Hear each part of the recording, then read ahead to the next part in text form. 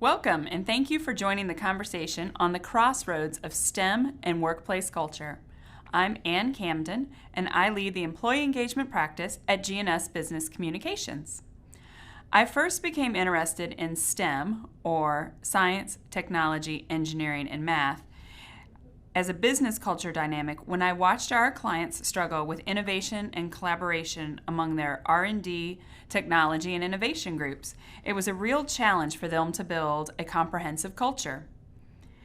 We see companies struggle to engage their knowledge-based workforce that can often be characterized as competitive, slightly introverted, and sometimes even reclusive.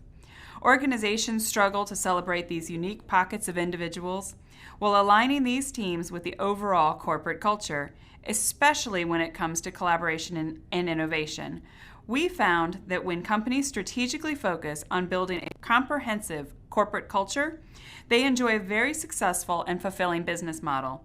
And that is why we are here today. Let me just run through a little bit of an overview of how the next hour will work. First, we'll hear from Lindseys Perspective, the president of Dennison Consulting. Armed with a PhD in organizational psychology, she is actively researching organizational culture and leadership effectiveness. Dennison has partnered with thousands of global organizations to define their cultures and effectiveness, and we're looking forward to Lindsay sharing her insights on those macro trends.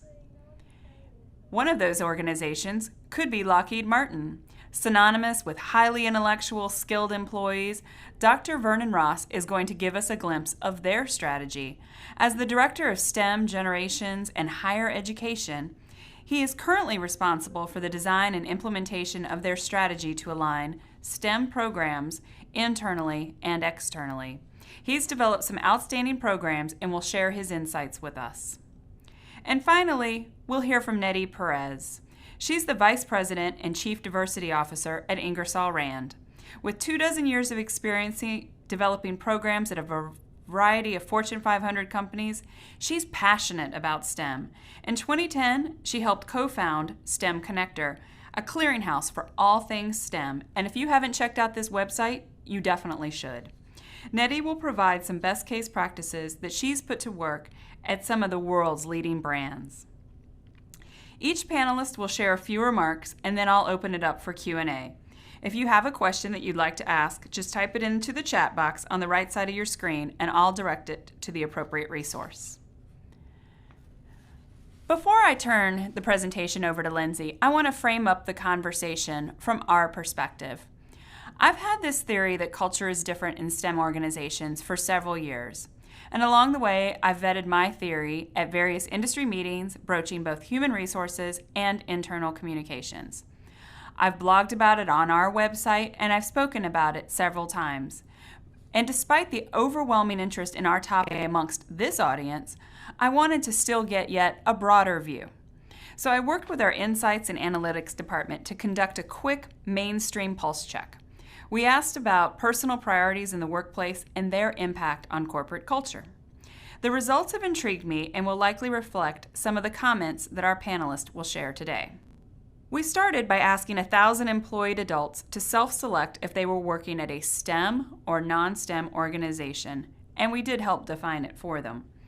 In this first graph, we asked them what their personal priority was at work and asked them to rank their top 3 attributes. You can see here on the top line that overwhelmingly operating with ethics and integrity comes in first. It doesn't matter what type of organization it is. We want to do our job with integrity.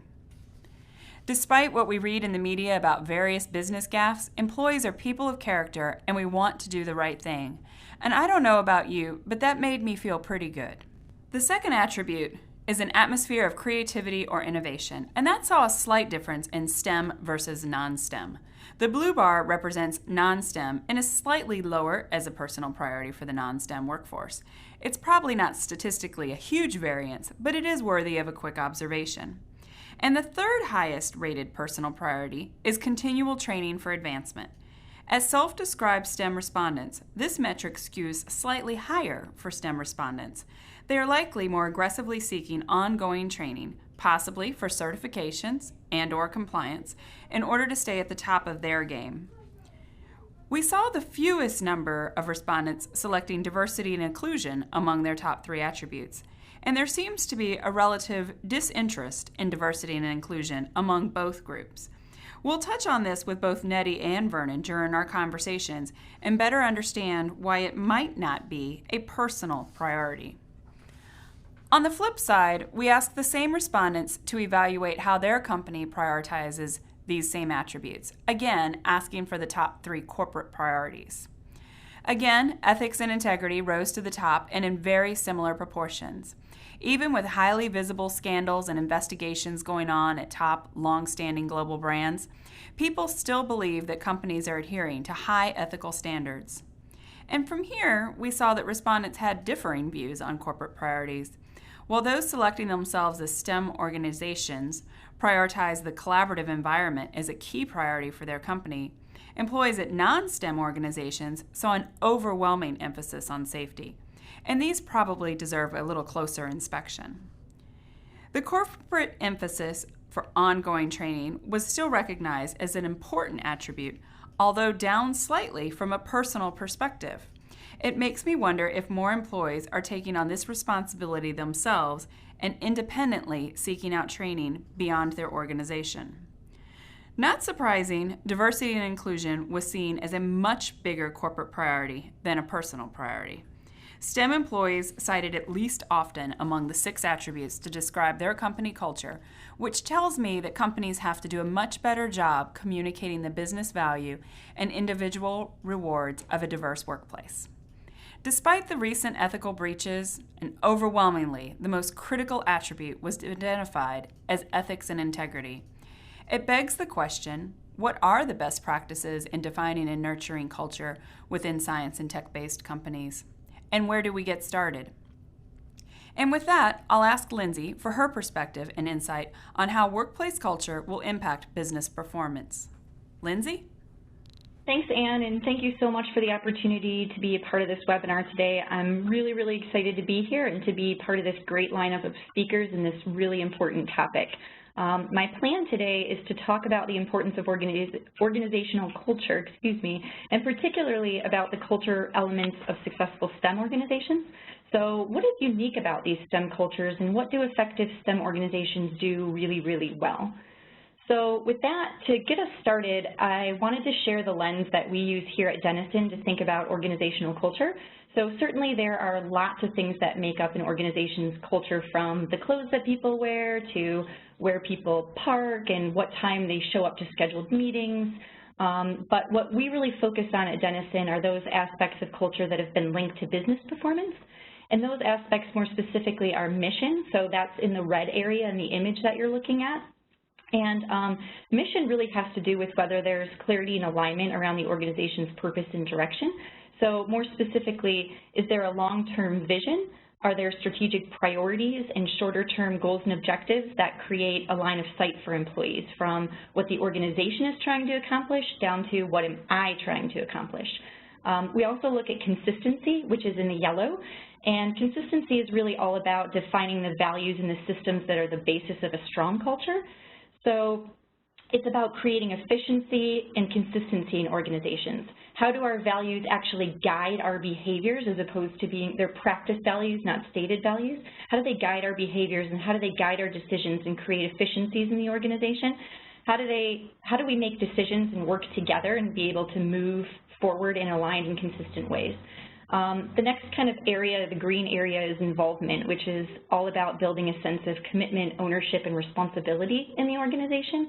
So are we building capability in our people that is in line with what we're trying to do? Do we encourage informed decision-making and empowerment of our people? And do we empower teams as a way to get work done? And finally, the blue area, adaptability, is about translating the demands of the business environment into action. So in other words, are we listening to the market and to our customers, and are we taking that information to drive informed change in the organization? Do we have a mindset of continuous learning and improvement that's rooted in seeking to understand what's happening in the marketplace and with our customers? In the boxes around the model, you can see how these aspects of culture relate to different aspects of business performance. So for example, adaptability and mission tend to be the strongest predictors of things like growth and innovation, while involvement and consistency predict employee satisfaction and quality and metrics of that nature. So this graph really gives you a bird's eye view of where some of the strongest relationships lie. And with that broad overview of our view on culture, particularly relevant to this webinar, we want to talk about the cultures of effective STEM organizations and about the characteristics that they tend to have in common. In particular, we find that STEM organizations tend to have a lot of pressure to be adaptive and innovative, and talked a little bit about that already, but also they must do that with a really high degree of quality. So often the work that they're doing can have really big consequences and a major impact on the outside world. And because of that, while they're needing to constantly innovate and create new things, they're needing to do that under extreme pressure to have those new things be flawless.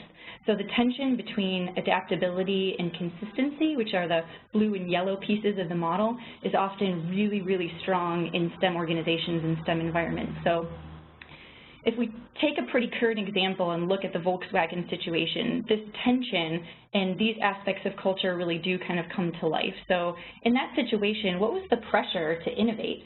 That was pretty high. And what were their core values? How did those connect both to that mission and that pressure to innovate, but also how were people empowered to use those values as a guide in their behavior and their decisions? And how are people empowered to speak up or challenge or manage risk in that scenario? So these are some of the things that we think about when we think about culture and we think about STEM organizations, and we think about how STEM organizations can effectively manage their culture to do these things successfully. So let's take a look at some of what we've seen as relatively consistent characteristics of effective STEM cultures. So first, effective STEMs tend to have a strong shared vision, and people are clear how they fit into that vision. This vision is consistent and doesn't waver or shift, though the organization will likely need a lot of flexibility and innovation to meet that vision. That vision stays pretty constant in and of itself. Second, they also manage details. They're super vigilant. It's a requirement. And to truly be vigilant and not allow details to fall through the cracks, they share information so that they understand all the pieces of the puzzle with great detail. Sometimes this information sharing and cross-team coordination can actually be pretty difficult for STEMs. So different parts of STEM organizations in some instances may actually be competing with each other at times for things like funding and other things. So managing this coordination is an absolute requirement for effective STEM organizations, but it can also be something that's particularly challenging to do. Third, they also tend to have safety and quality as practiced core values. So in other words, safety and quality are kind of part of their core, part of their DNA, part of who they are. It's important in this instance to distinguish between practiced and stated values, and that effective STEMs are willing to make the hard decisions, actually live these values from the leadership down to the front line and hold people accountable. Fourth, they also tend to allow those people who are close to the work to make the decisions. And fifth, they more than encourage innovation, they expect it. It's part of their mission, part of their people's rules, truly part of the DNA of the organization. Finally, they're really successful at managing that tension that we've already talked about between being adaptable, changing, and innovating, but doing so in a way that ensures quality, efficiency, safety. They're consistent in the implementation of their flexibility, and they understand that flexibility and consistency aren't actually at odds with each other, but are two critical factors of success. So simply, it's not an either or, and they temper their action by reflection and learning to ensure that they're doing the right thing. So it's flexibility and change, but doing so in an informed and consistent way. Beyond the characteristics of effective STEMs, we've also looked at the outcomes that are frequently important to these kinds of organizations. So to the next slide, outcomes such as innovation, safety, and risk management tend to be pretty important to STEM organizations, and we've identified the aspects of organizational culture that tend to be the strongest predictors of these really important outcomes. So in other words, if I'm trying to move the needle in innovation, what pieces of the puzzle give me the most leverage? So we've already talked a lot about the importance of innovation for STEMs, and we find that the strongest predictors of innovation tend to be strong vision, learning mindset, change orientation, and employees having the information and authority that they need to make decisions. But in general, it's really most highly related to that blue area, the adaptability area of the model. Safety is also often top of mind in many STEM organizations, and we've found the most important predictors of safety to be an organization's ability to make aligned decisions on critical issues that allow them to move forward in a consistent way. So really the agreement piece of the model within consistency, and also about promoting effective teamwork to meet organizational objectives. So STEM organizations also need to manage risk. We've already talked a little bit about what they do often has to be right. There's little to no room for error, and risk management is extremely important. And part of risk management includes building a speak-up culture, and this speak-up part of managing risk can be particularly difficult to navigate in STEM for various reasons. There's a lot of highly skilled workforce in STEM organizations, and often people find themselves in a position of having difficulty to kind of challenge people with a great deal of technical expertise, and so building this speak-up can be particularly challenging, but is critically important to managing risk. It's also perhaps not surprising that those organizations that are able to most effectively manage risks are those with strength in the yellow consistency area of the model. In short, both safety and risk pieces are tied pretty closely to consistency, while innovation is tied pretty closely to adaptability. So this again is highlighting, this time from a research perspective, the tension between adaptability and consistency that STEMs really need to be able to manage. And up to this point, while I've talked a lot about the cultural elements that are important to effective STEMs, we also view culture and leadership as two sides of the same coin, and have done a good amount of research that's also looking at perceptions of leaders in different environments. So I want to switch gears just for a quick minute before I transition over to the other presenters to expose you to some of our work on the leadership side of things. So one study in particular looked at how male versus female leaders view themselves and are viewed by others in male-dominated versus female-dominated industries. And while not all STEM organizations are male-dominated, there certainly are some that are.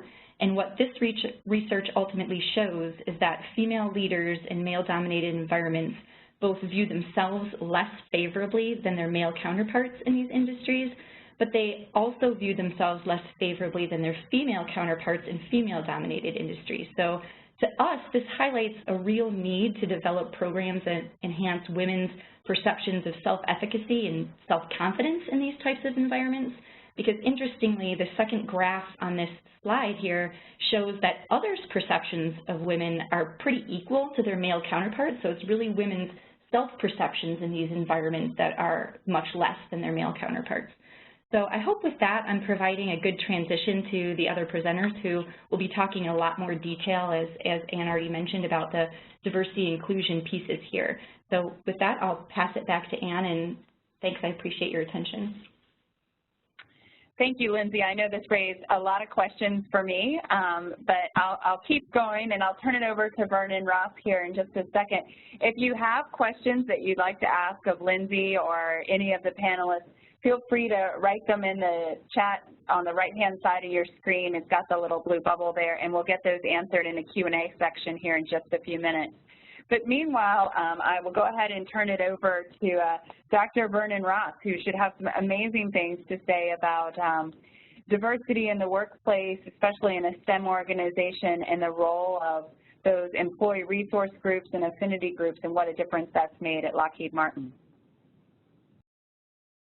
Thank you, Ann, and I'm actually honored to be on this webinar today. I'm honored because, as you can imagine, for Lockheed Martin, STEM and diversity and inclusion are very key elements of our culture. And given the type of business that Lockheed Martin is, a global IT, aerospace, defense organization with over 100,000 employees, STEM is most important to our organization. Lockheed Martin is very much aware that over the next 8 years, there will be more jobs in science, technology, engineering, and mathematics than any other occupation. And so Lockheed takes STEM very seriously, and it is really a focus area across the entire enterprise. And we've now began to focus on STEM from a diversity and inclusion perspective, but also from a development perspective, even in our international markets. And so for the first time in the history of the company, we have folks who are really involved across the board in STEM. Since STEM is a critical focus for Lockheed Martin, I want to share today our collaborative approach that is in place today to ensure that we are addressing all levels of STEM. And it is indeed a collaborative approach. From a communication perspective, or within our communications organization, they have the responsibility for all K-12 initiatives, and they have the responsibility to address the challenges and strengthen the workforce pipeline.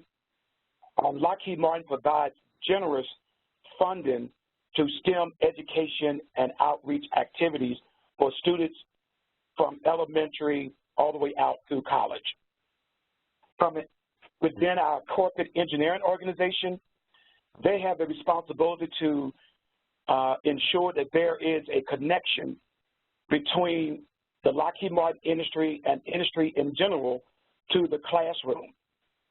To give you an example, we are starting in 2016 virtual webinars that will be presented by Lockheed Martin senior scientists and technologists to various university college campuses so that we are making the connection between industry and the classroom, and that is our engineering responsibility.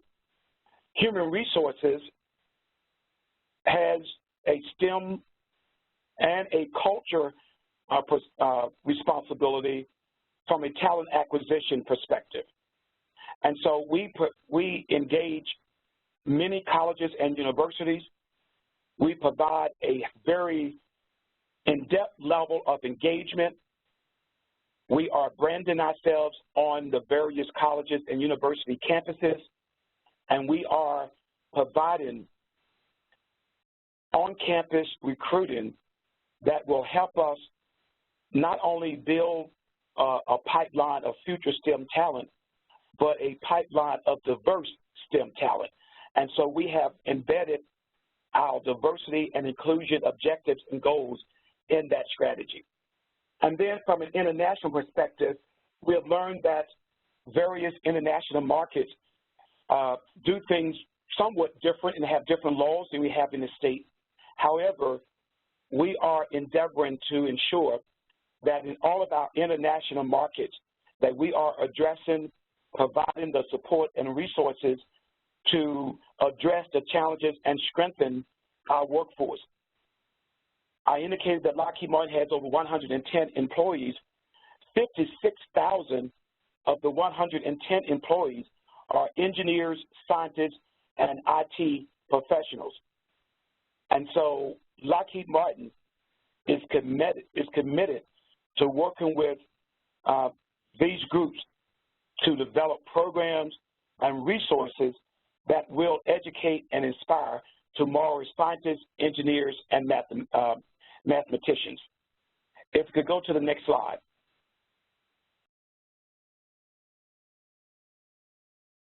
In my role as Director of STEM Generations and Higher Education, I've had the task of putting together Lockheed Martin first enterprise-wide STEM structure, which would bring all of our STEM-related activities under one umbrella. Today, we have STEM activities within those various functions taking place within each business area and our international markets, and it's somewhat stovepiped.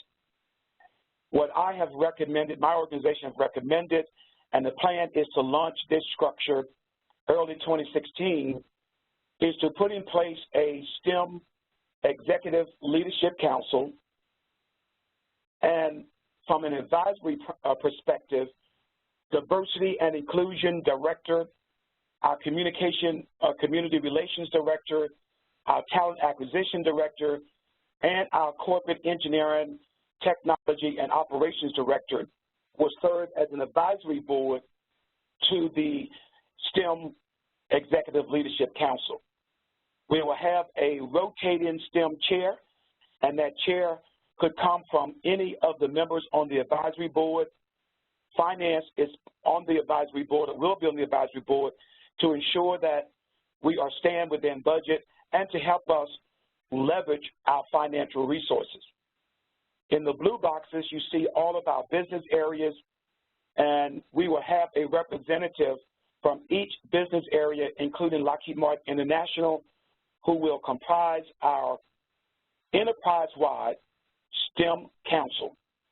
And then we are recommending that each business area have a STEM Council at the business area level that will get their direction and overarching strategy from this enterprise-wide council. We have developed some focus areas. We certainly want our workforce to be well aware of the importance of STEM to the organization, the various STEM programs, and how they can participate in those programs. We want to ensure that there is ongoing community outreach so that those in the community are fully aware and that we are leveraging the resources that we have to support the community. I won't go through all of them, but we will endeavor to establish industry partnerships.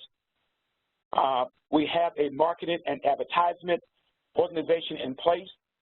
Of course, our talent acquisition organization will have some very robust recruiting and retention strategies that they will be rolling out. So we will use social media and build a repository of all of the STEM-related activities so that our organizations might leverage the resources that are available today and will be available in the future.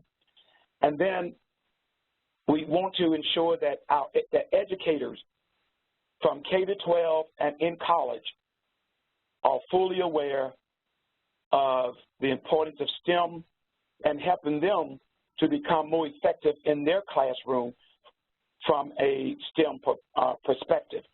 So we will be launching webinars designed solely for K-12 teachers and college professors to expose them to things such as cybersecurity, cloud computing, data science, big data, and those things that are most critical in the STEM arena.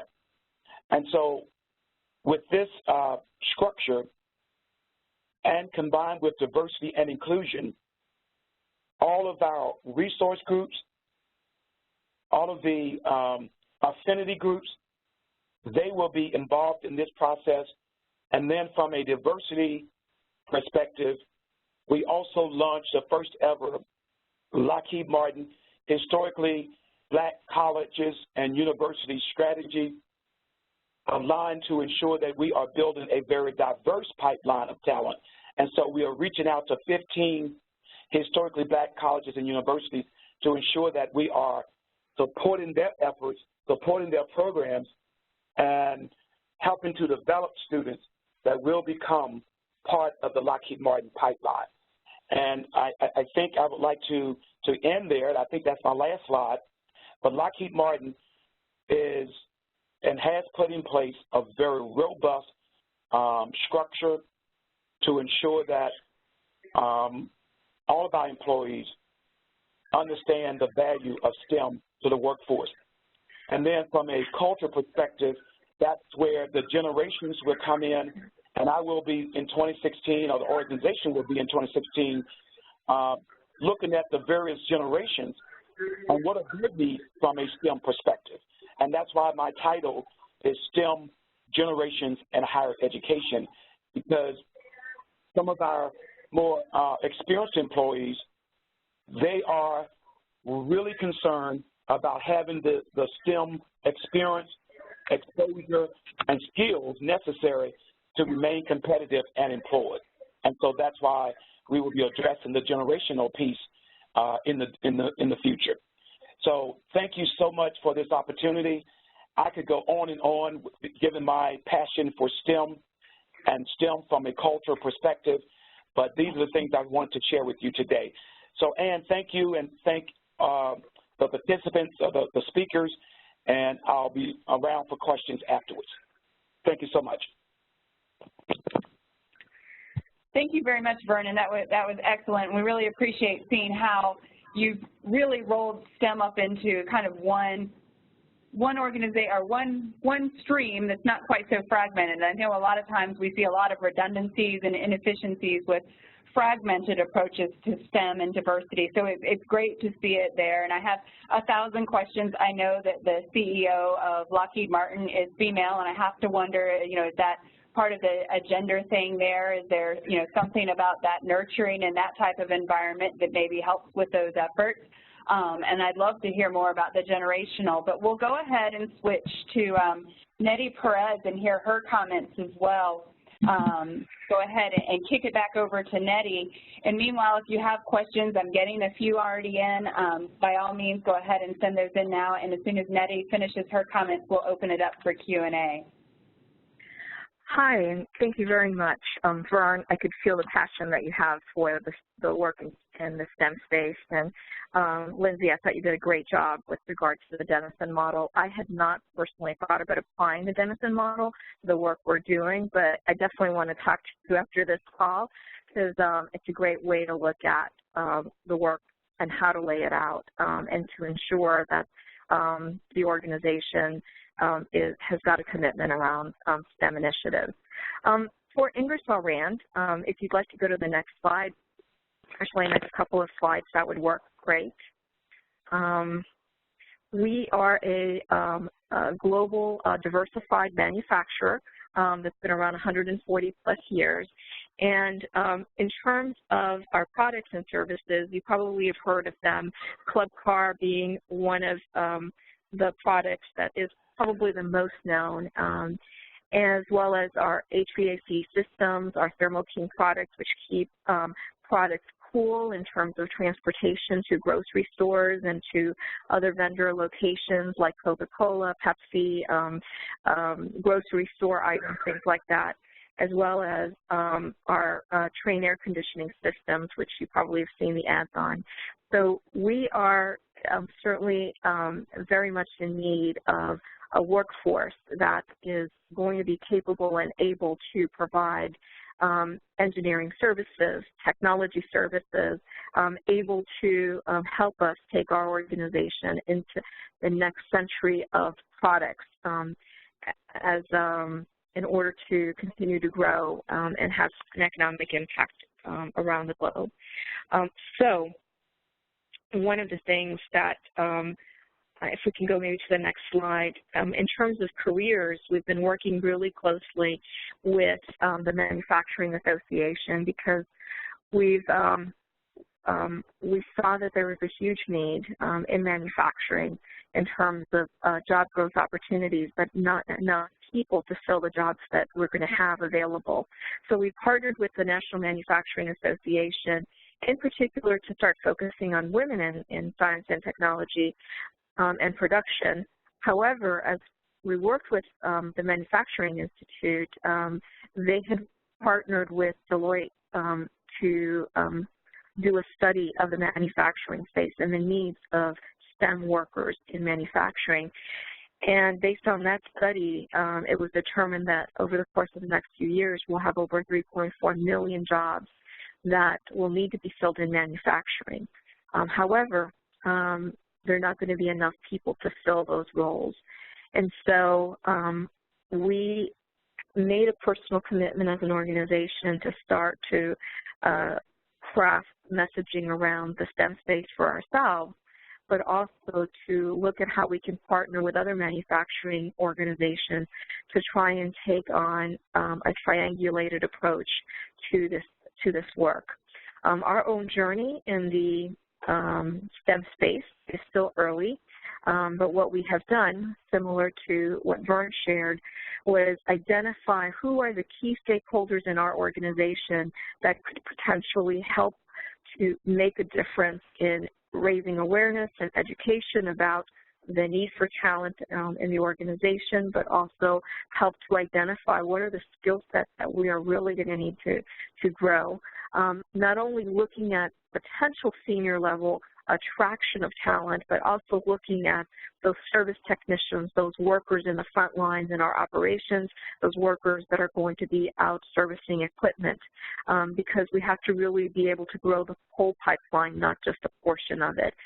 So over the course of this year, we pulled together representatives from our foundation, from our Center for Energy Efficiency and Sustainability, and then, of course, myself from the diversity function to start to do some brainstorming and lay out a strategy for STEM initiatives.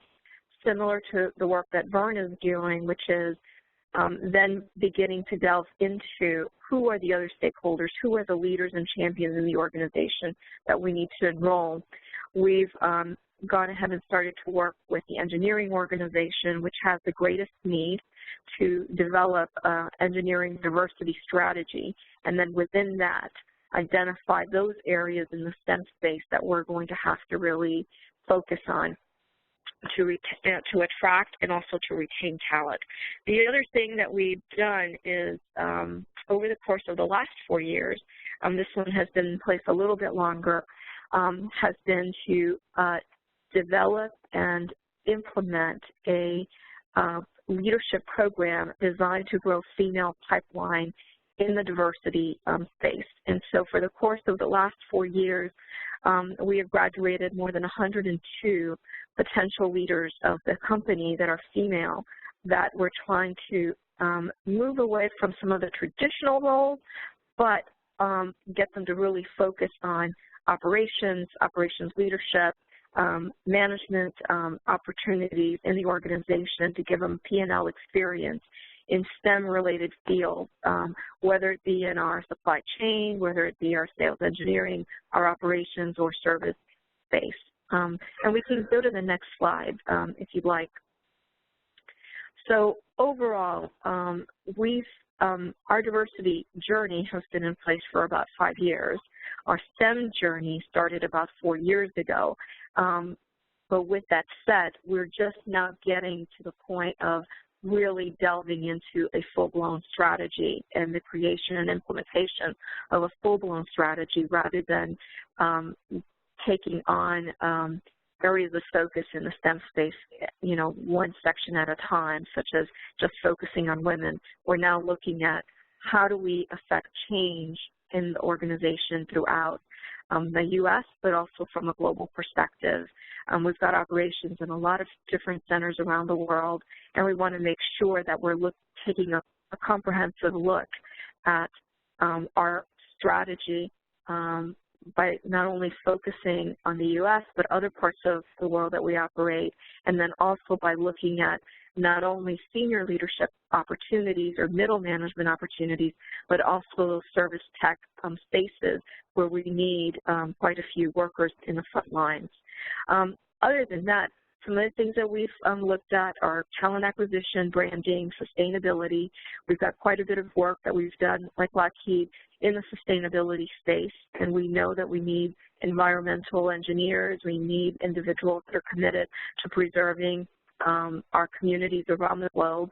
And we've also started to leverage our diversity efforts through the inclusion of our employee resource groups, looking at the kinds of conferences and events that we sponsor from a talent perspective, and then also beginning to highlight and profile those senior leaders that do exist in our organization already that are champions for diversity and for the STEM space. And then we've built some unique partnerships externally through our employee resource groups and also through our diversity efforts and our work through the Ingersoll Rand Foundation with organizations like the Urban League, where we provided a grant to the Charlotte Urban League to help grow the service tech pipeline. So we not only donated equipment, but we also donated dollars, and we also donated instructors' time from Ingersoll Rand to be able to go and teach classes to help certify individuals in our servicing our types of equipment. And then we've partnered with the National Association of Manufacturers to help have an impact in the number of women that are being recognized and the pipeline that's being grown of females in the manufacturing space across the United States by providing a grant to the Manufacturing Institute to build out a leadership development academy for women in manufacturing. Last year, we graduated 130 women from various corporations across the United States. This year, we will also have 130 women go through the program, as well as be recognized for their services and contributions in the manufacturing space in the last few years. And currently, we're engaged in working with colleges and universities across the U.S. to identify which ones are the ones that we really want to partner with. Much like our competitors, we've oftentimes focused our energies around first-tier leverage schools. However, we found that we really needed to go in deeper and maybe look at second-tier schools, which are more closely located to areas where we do hiring in locations that some of the first-tier college students may not want to go to, places like Augusta, Georgia, or places like Tyler, Texas, where we have a large footprint. However, it's really hard to get those students that are graduating from universities from first-tier schools to want to go work in those locations that are a bit more remote. And then the other piece is really beginning a partnership with junior colleges and apprenticeship programs to grow our service tech footprint. We have been doing work in this space for about 2.5 years. We've now put together a committee to look at funding from our Ingersoll Rand Foundation. How do we leverage our retirees that have retired from Ingersoll Rand and have been service techs themselves to go and teach at some of these colleges, but also what else can we do in terms of leveraging existing employees, or also potentially attracting military personnel who are used to being in field-type opportunities or service to join some of these apprenticeship programs. And then, of course, we were one of the premier founders of STEMconnector.org, which is a global organization focusing on STEM, and have continued our partnership with them. And I'll stop there for any questions that you might have. Great. Thank you so much, Nettie. I really appreciate your comments. Vernon and Lindsay, yours as well. It's a fascinating dynamic and a lot of moving pieces. So we've had a lot of questions come in. Let me just go ahead and throw this one out there.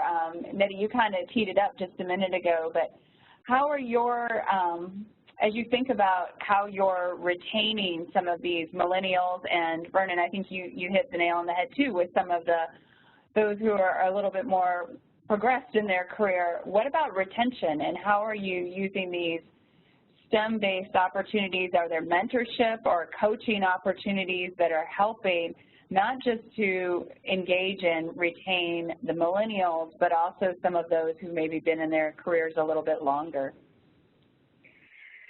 So, you know, one of the things that I think is really important, and that I saw in Vern's model, which we also are working on, is you've got to take on a very holistic approach. And so you can't just say, hey, we're going to do X, Y, Z for millennials, and then forget about the rest of the population, because it's really critical that you take a holistic view of the population in the programs that you're looking to launch. So the needs of those individuals that may be boomers, the needs of those individuals that are Xers and millennials may vary, but there are going to be common threads. So one of the things you really got to do is dig into some of the policies and some of the processes that you've got in terms of HR policies around flexibility, HR policies around sabbaticals and or policies around paternal leave as opposed to just maternity leave, because the generational differences have different needs, and you've got to be able to make sure that you're addressing them. But you've got to also find some common threads that people are going to say, hey, I may not be part of that generation, but I find enough value in what's happening in the organization around what the company's committed to doing that it's going to make me want to stay. The other thing is you've got to really take a closer look at your employee engagement surveys. What is it, what's the feedback from employees in terms of what their needs are, and then make sure that your managers and leaders are creating work environments that are speaking to having an open environment or having an environment where the employee feels valued and recognized the way that they want to be recognized, not the way that the company wants to recognize. So it's really more about creating customized approaches that allow individuals to really feel engaged and that they have a career path that they can pursue. So you've got to make sure you're taking a look at your systems on with a holistic lens. No, I think that sounds great. Vernon, do you have a perspective on that as well? Sure. I totally agree with, I think that was Nettie who was speaking, Nettie, Dr. Nettie Perez. Yeah. I agree with her comments, and just one thing I would add is one of the primary reasons that we are developing a repository of STEM resources is because we have now gotten the request about employees that they want to go into the classrooms of their own children and volunteer to help build this STEM pipeline, and they're asking us for the resources.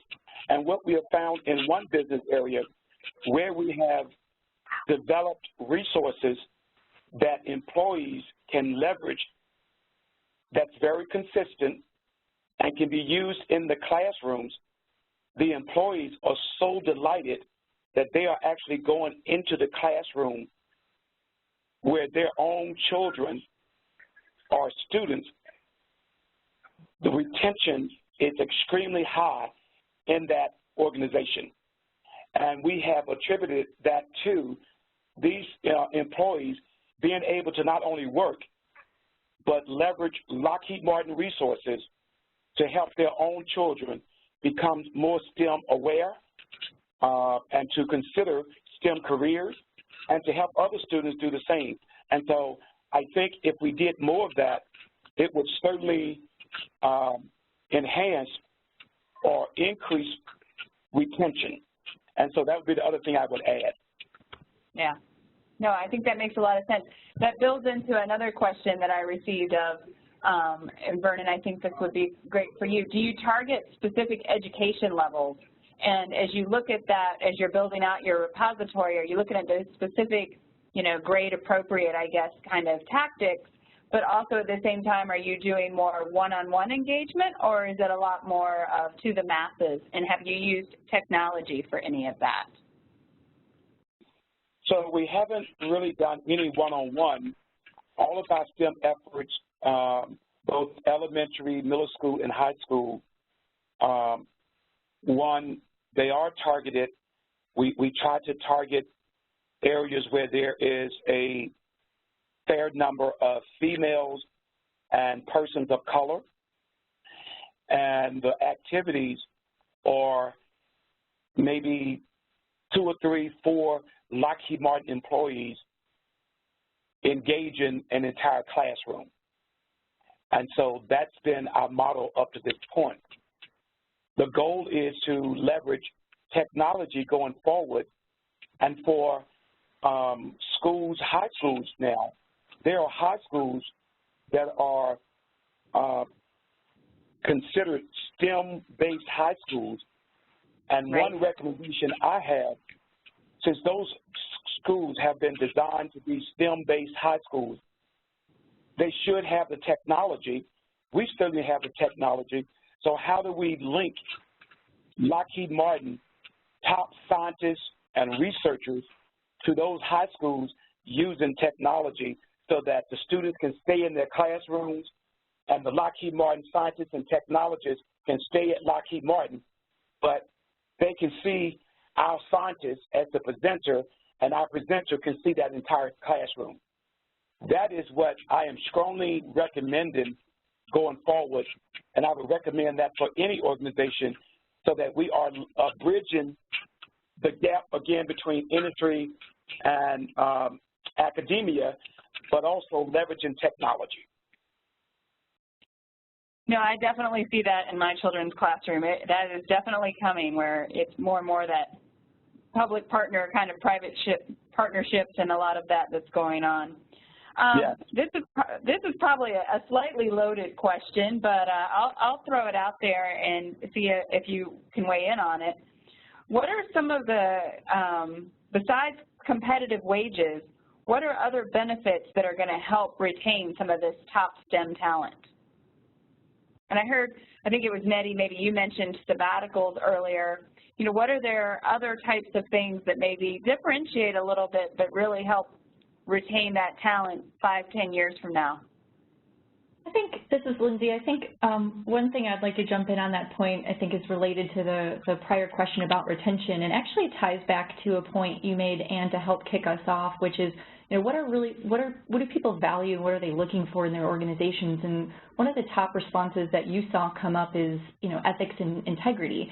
And I think that is something that is key and critical to retention and to retaining top talent in an organization. People want to work somewhere where they feel like the organization is walking the talk or practicing what they preach, so to speak. And so having a set of values that people buy into, but feeling that those are truly lived and that also people are held accountable when they're not, from leadership on down, is a true, I think, differentiator and something that people are really desperately looking for in the organizations that they're working for, that kind of gives that higher sense of meaning and purpose and makes them feel good about the place that they work. And I don't think we can underestimate the impact that has on the employees in an organization.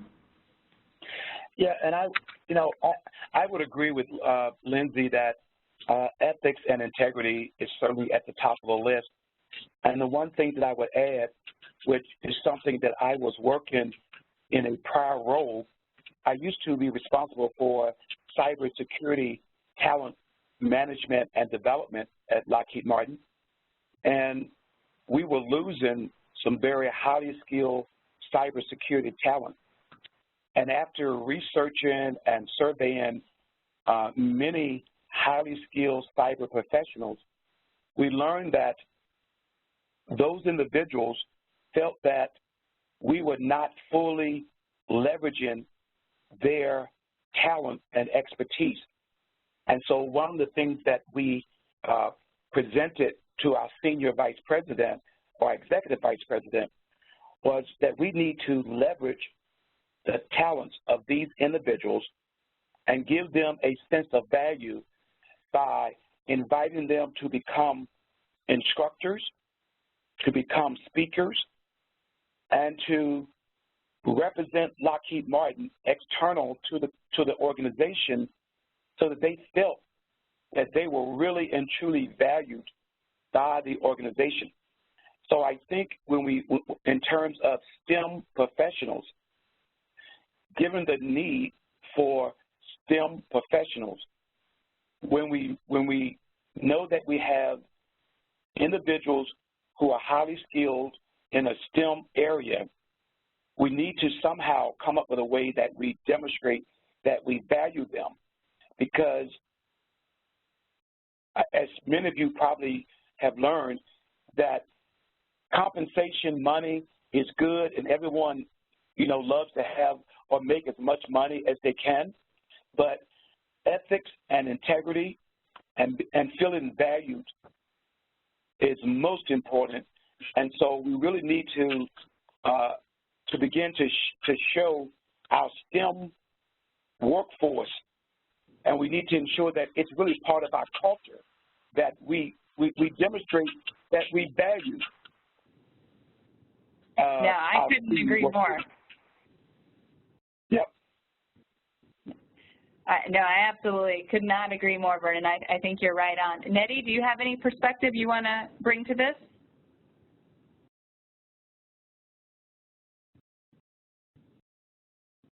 Oh, sorry, we may have. Oh, there she is. No, actually, I'm sorry.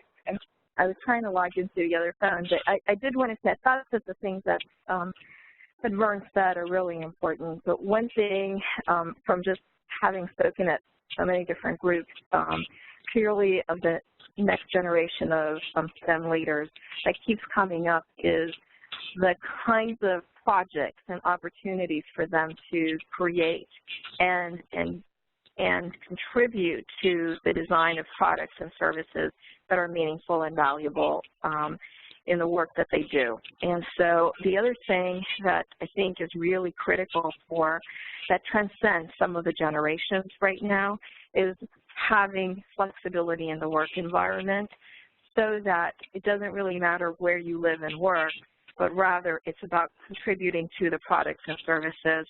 I just had an opportunity to meet with the folks at E&Y, and they employ on average about 5,000 to 3,000 new hires a year in the finance space for auditing and all of that.